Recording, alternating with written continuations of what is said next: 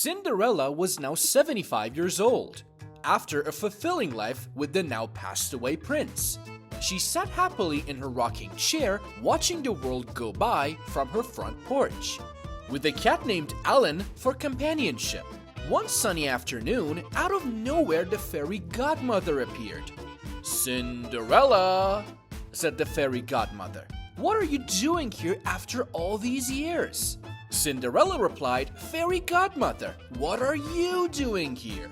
The fairy godmother smiled and said, "Well, Cinderella, as you have lived a good and wholesome life since we last met, I have decided to grant you 3 wishes.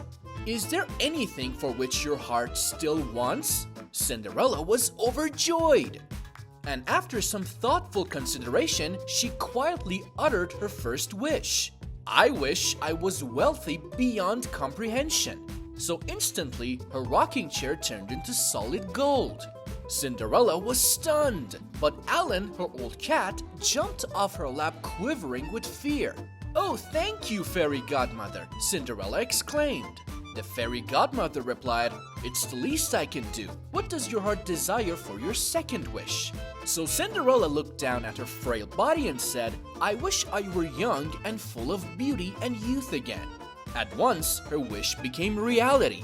Her beautiful face returned, and Cinderella felt stirrings inside her that had been dormant for years.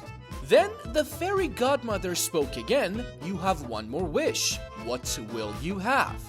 So Cinderella looked over to the frightened cat in the corner and said, "I wish for you to transform Alan, my old cat, into a handsome young man."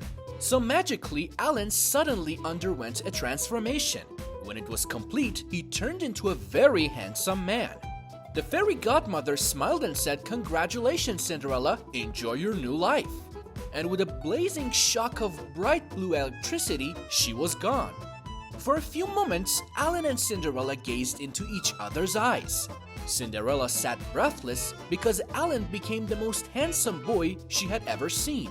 So Alan walked over to Cinderella, who was still seated in her rocking chair, and held her close in his strong, youthful arms.